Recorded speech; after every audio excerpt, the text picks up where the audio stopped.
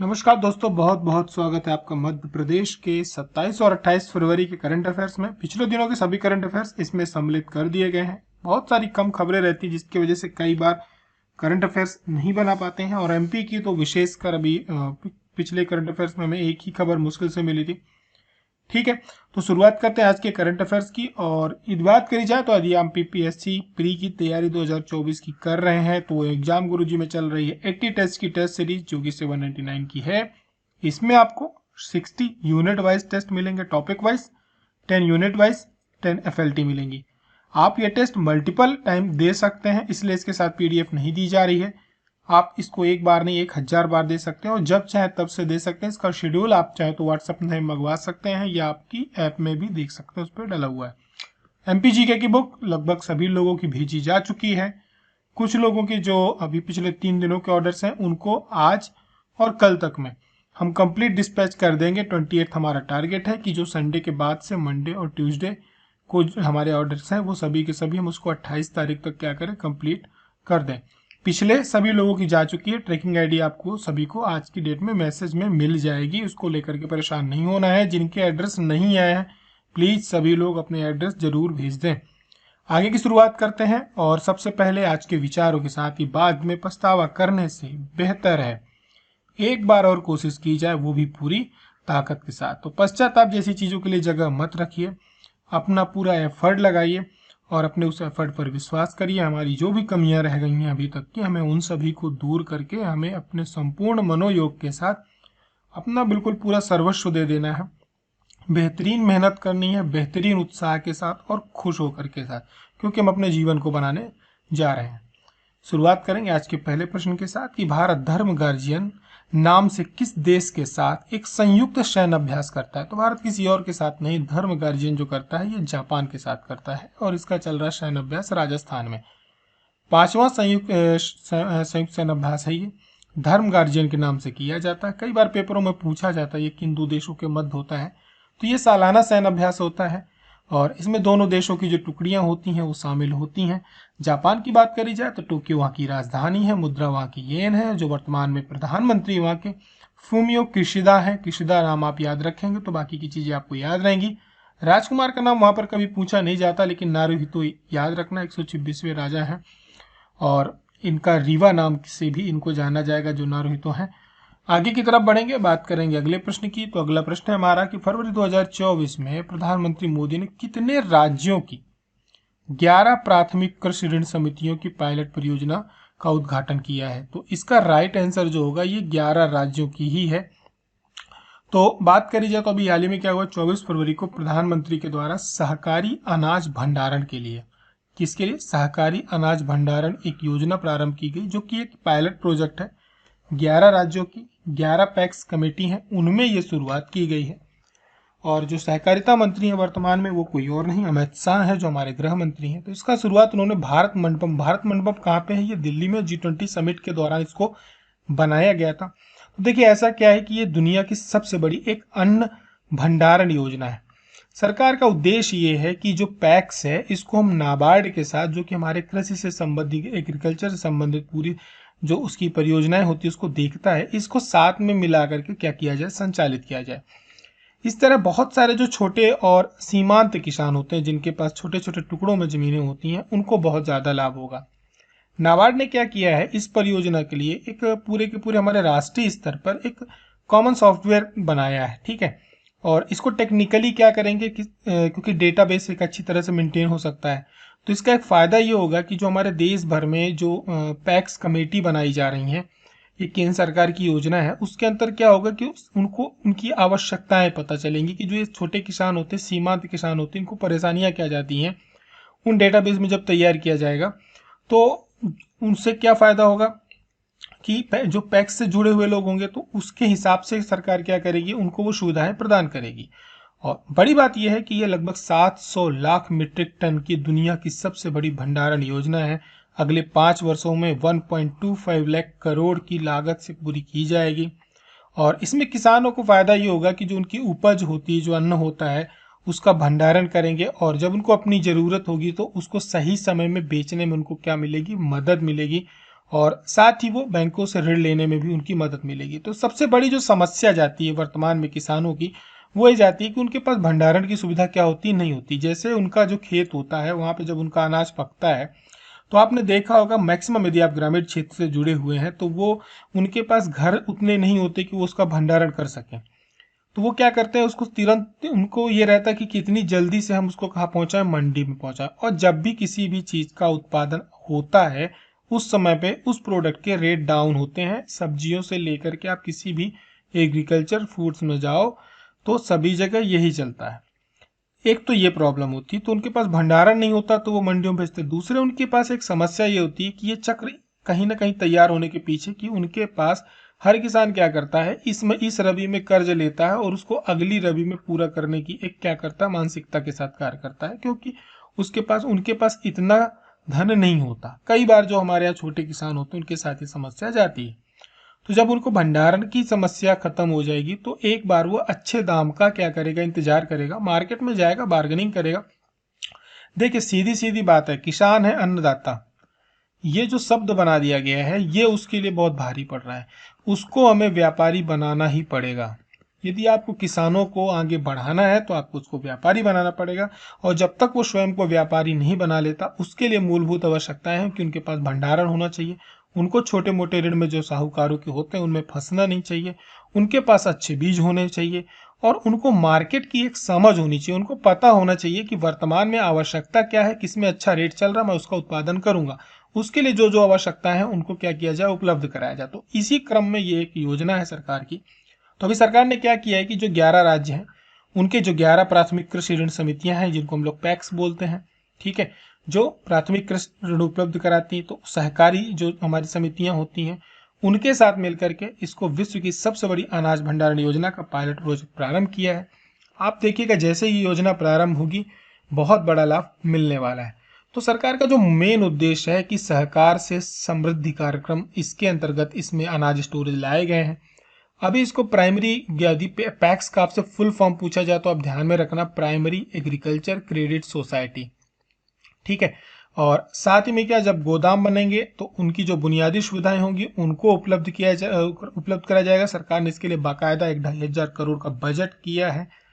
पूरा कंप्यूटराइजेशन होगा, एक एक चीज का डेटा उपलब्ध रहेगा, उस समय पे कहाँ पे कितना अनाज भंडारण है, क्या सिचुएशन है वहां पे, ताकि कल को कोई मना नहीं करने पाए। क्योंकि इसमें एक लूप होल ये निकल सकता है कि यदि सरकार ने कोई अन्न भंडारण केंद्र बनाया तो व्यापारी वर्ग की यहाँ पे एंट्री हो सकती है कि वो किसानों को परेशान करने के लिए कल को ये कह दें कि नहीं नहीं हमारे पास स्पेस नहीं है। क्योंकि सरकार क्या कर रही है, जो जितने भी वेयर हाउसेस होते हैं वहां पर सरकार उनको सब्सिडीज प्रोवाइड कर रही है। अब आपको एक चीज की और जानकारी दे दें, इसमें ग्रेडिंग सिस्टम भी चल रहा है, किसानों को उपलब्ध कराया जा रहा है कि आप अपने अनाज की ग्रेडिंग करवा के यहाँ पे रखो। तो अब यहाँ पे पता चला कि सरकार सब्सिडी प्रोवाइड करी, वेयर हाउस बनवाई किसी से, और उसने एकदम से मना कर दिया, व्यापारियों के साथ मिल गया। क्योंकि व्यापारियों को यहाँ पे कहीं ना कहीं थोड़ा सा लॉस तो होगा। तो वो क्या करेंगे, जब रेट डाउन होंगे तो वो ये कई प्रकार के लूप होल्स निकाले जा सकते हैं। तो सरकार ने इसीलिए इसको कंप्यूटराइज किया है कि आप लाइव डेटा मेरे को दो कि भाई तुम्हारे पास कितनी कैपेसिटी है इस टाइम। तो ये सब चीजें होंगी, उसके अंदर बहुत सारे क्लास हैं और इसको पूरी तरह से आधुनिक किया जा रहा है। आगे की तरफ बढ़ेंगे, बात करेंगे अगले प्रश्न की। अभी हाल ही में क्या हुआ, पंकज उदास है, इनका निधन हुआ है। बहुत बड़े गायक हैं, ये पहचान के मोहताज नहीं है। इनका जो जन्म हुआ था वो जैतपुर में हुआ था। जैतपुर कहाँ था, गुजरात में आता है, वहाँ पे जन्म हुआ था। और साथ में ये उनका जो परिवार है राजकोट के पास चरखाड़ी है, वहाँ पे रहते थे। इनके दादा जमींदार थे, भावनगर राज के दीवान भी रह चुके हैं। पहले ये, इनके पिता केशुभाई सरकारी कर्मचारी थे। इन्हें इमराज बजाने का बहुत शौक था, वहीं से इन्होंने इनकी संगीत पे रुचि पैदा हुई और गजल के बहुत बड़े गायक थे। फरवरी 2024 में दोस्ती 16 नाम के एक समुद्री अभ्यास का क्या किया गया, आयोजन किया गया। इसमें कितने देशों ने भाग लिया है, इसमें 3 देशों ने भाग लिया है।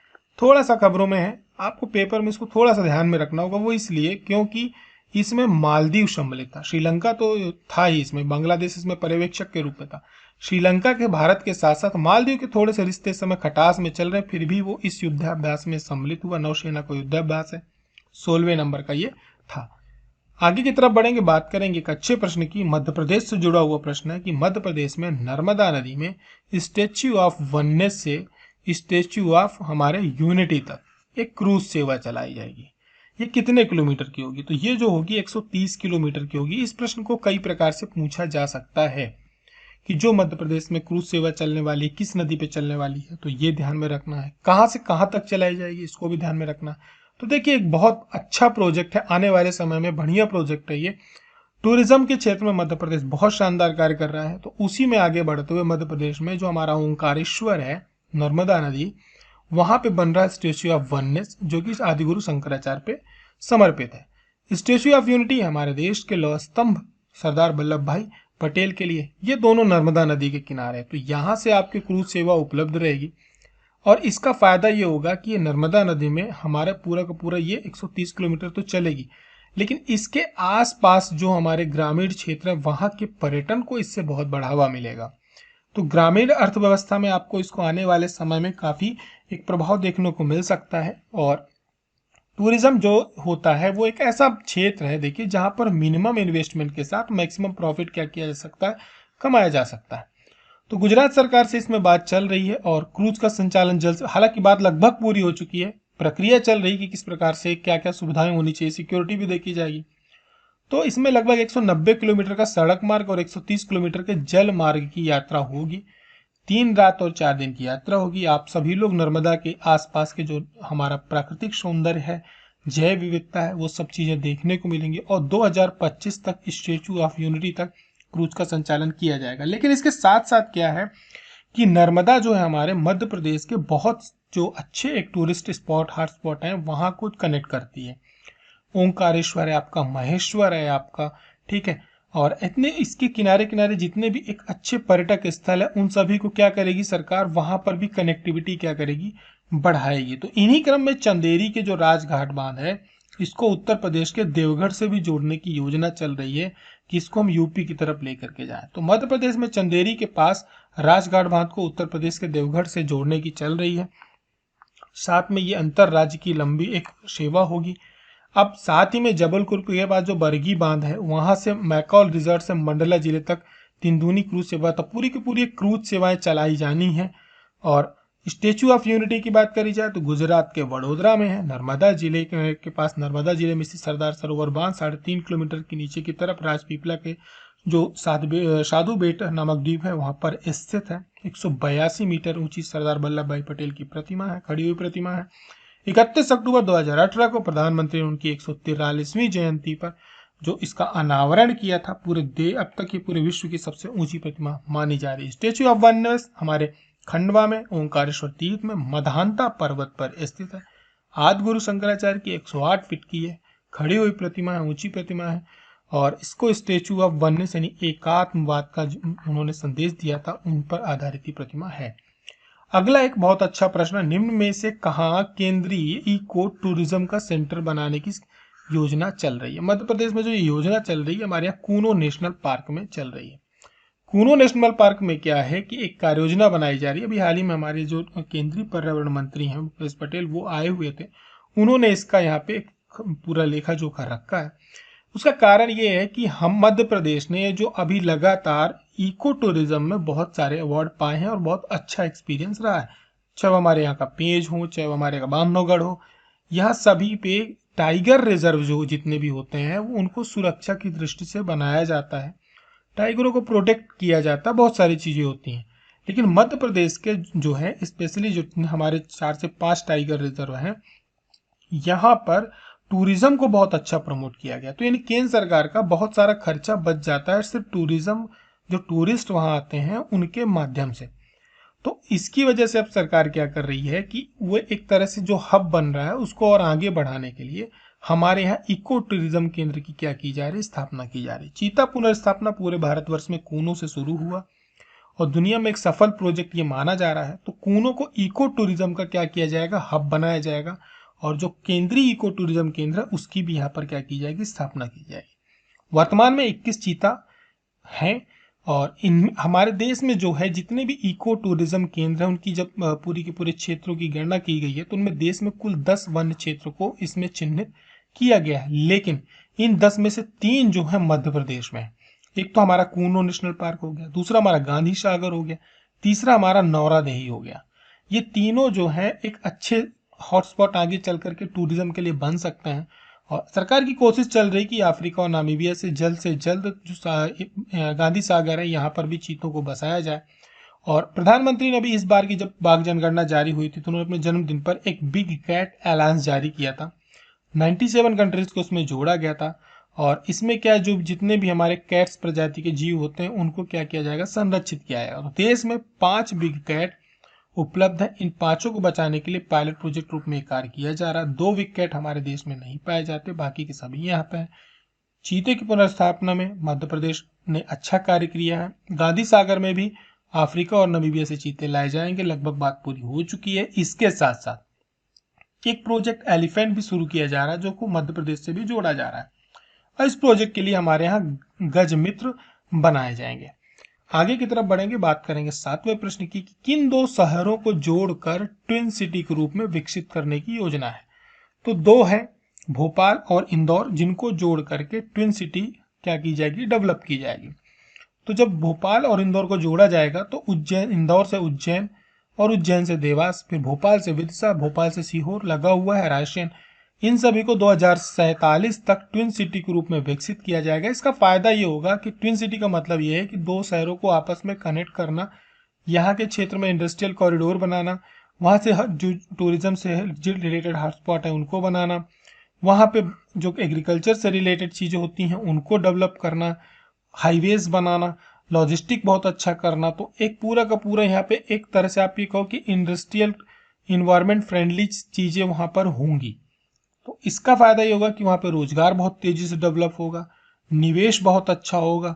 तो इन सब चीज़ों को ध्यान में रख करके इन्हें ट्विन सिटी के रूप में डेवलप किया जा रहा है। सरकार की गतिविधियां यहाँ पर काफ़ी तेजी से होंगी।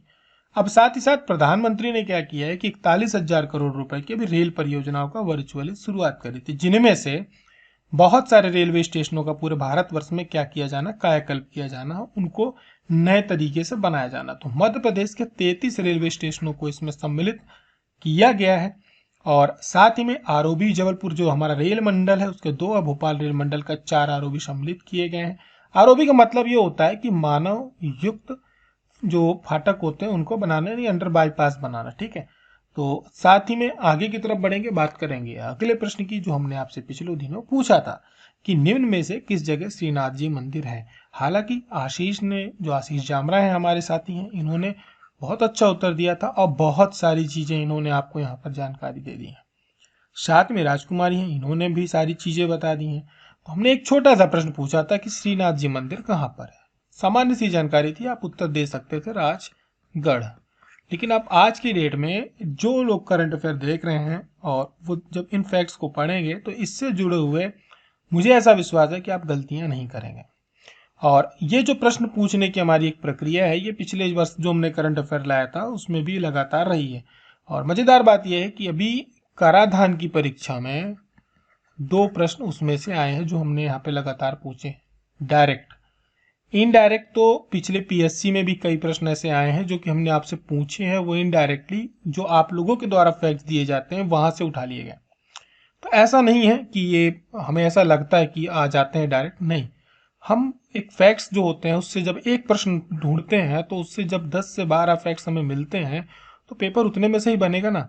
लेकिन जो ये हमारी प्रैक्टिस होती है, हमको कहीं ना कहीं हमारे जो मन होता है उसमें बैठ जाती है जब हम कोई प्रश्न को पढ़ते हैं, उत्तर को देखते हैं। और इस प्रकार से जब हम कनेक्टेड रहते हैं एक दूसरे से, हम और आप, तो हमारा जो इंटेंशन होता है उसको देखने का, कंटेंट को या उस फैक्ट्स को, एक अलग होता है, वो हमारे दिमाग में बैठ जाता है। बात करिए श्रीनाथ जी की, तो श्रीनाथ जी का मंदिर राजगढ़ में है। नेवज नदी जो है इसके तट पर स्थित है। नेवज नदी कहाँ पर है, राजगढ़ में है। राजगढ़ रियासत के जो तत्कालीन महारानी थी उनको स्वप्न में श्रीनाथ जी के मंदिर बनवाने की प्रेरणा मिली थी। तो जो बनवाया गया था वो राजा बल बहादुर सिंह जी के द्वारा क्या किया गया था, बनवाया गया था। कब बनवाया गया था, 1887 में इसका निर्माण कराया गया था। और उन्होंने इसका उसी 1887 से ही इसका निर्माण कार्य प्रारंभ किया था। 111 फीट का मंदिर है। और प्रत्येक वर्ष गंगा दशमी को मंदिर में पटोत्सव यानी स्थापना दिवस मनाया जाता है। राजगढ़ भोपाल संभाग का एक जिला है। यहाँ से नेवज नदी निकलती है। शास्त्रों में इसको निर्विंध्या कहा गया। ये बहुत अच्छी बात आपने मेरे को बताई है, निर्विंध्या, ठीक है। और माँ जलपा का मंदिर है। खोयरी यानी भगवान शिव का मंदिर है। नरसिंहगढ़ का किला फेमस है, मालवा का कश्मीर कहा जाता है। राजगढ़ का ब्यावरा शहर राष्ट्रीय राजमार्गों का चौराहा कहलाता है, पीएससी में एक बार पूछा भी जा चुका है। मानव विकास रिपोर्ट प्रस्तुत करने वाला राजगढ़ प्रथम जिला है। बहुत बढ़िया फैक्ट्स आपको यहाँ पे मिल गए और आशा करता हूँ आप इससे रिलेटेड गलतियां आगे चल के नहीं करेंगे। बात करी जाए राजकुमारी की, तो इन्होंने सारी चीजें बताई। साथ में एक चीज आपको यहाँ पे मिल जाएगी कि इस कृष्ण को समर्पित मंदिर है, राजगढ़ पार्वती नदी के किनारे स्थित है। इसका स्थापना राजा हैदर शाह ने 1765 में किया था। अच्छा ठीक है। मालवा का कश्मीर इसे कहते हैं। प्रागैतिहासिक इसका स्थल होने के कारण चिड़ीखो झील, गिन्नौरगढ़ का किला इसकी खासियत है। तो राजकुमारी भी लगातार आंसर देती है, आशीष जामरा गैप नहीं करते, बीच में एक गैप इन्होंने कर दिया था, लेकिन उत्तर देने वालों की संख्या बीच बीच में घट जाती है। इतनी कंजूसी हमें नहीं करनी है। बहुत ही साधारण से प्रश्न होते हैं, बहुत अच्छे फैक्ट्स होते हैं।